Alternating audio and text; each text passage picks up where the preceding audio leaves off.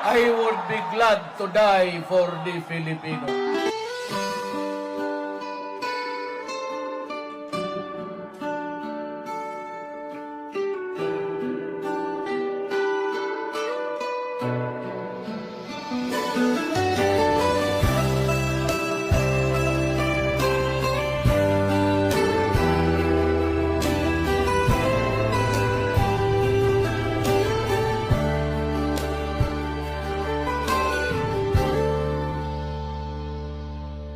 Maraming salamat, Tatay Digong Rodrigo Duterte.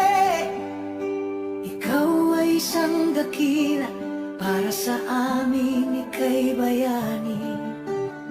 Sa walang katapusan na pagmamahal sa ating bayan, ikaw ay aming makabagong hero. Sapagkat ipinagtatanggol mo ang mamamayang Pilipino. Pagpapahirap nila sa'yo, nakita halos ng buong mundo.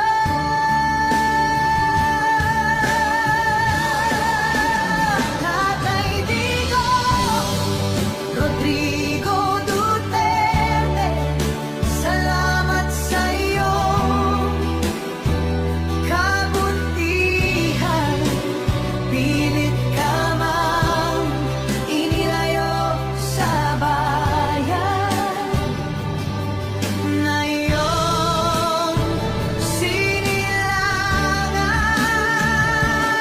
Ang laban na naiwan mo ay laban na ngayon ng totoong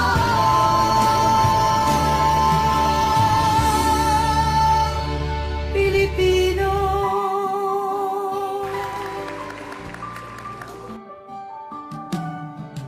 Sinubukan mong linisin ang ating bansang Pilipinas. Napahina mo ang droga at talamak na korupsyon sa bansa.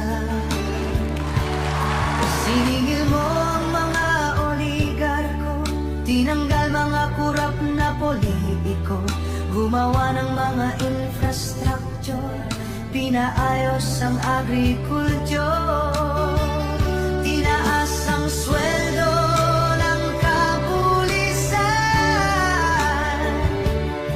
pinalinis ang mga lansangan para sa kaligtasan ng mamamayan.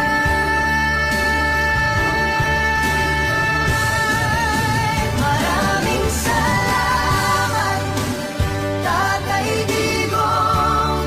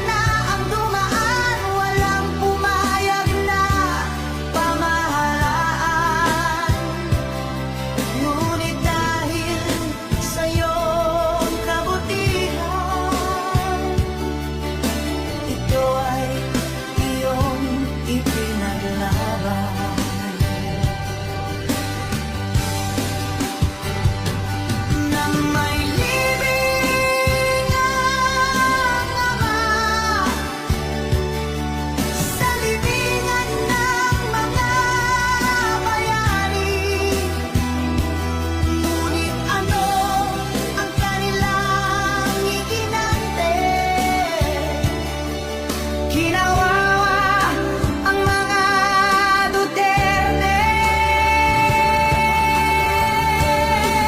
Sila pang dahilan, ginamit ang mga nasasakupan sa pagpapakidnap, pagpapahirap at paglalagay sa'yo sa kulungan. Mga walang utang na loob, ginamit lang ang mga Duterte. Sila pala ay mga hudas, mga taksil at walang budhi. Talamak na korupsyon at katiwalian, pagsimot sa pera ng bayan. Mga nagawan nitong pamahalaan, Duterte palagi pinagbibintangan. Kaya sa galit ng mamamayan, lumabas na sa mga lansangan upang magpahayag ng nararamdaman. Kahit ginigipit at hinahadlangan,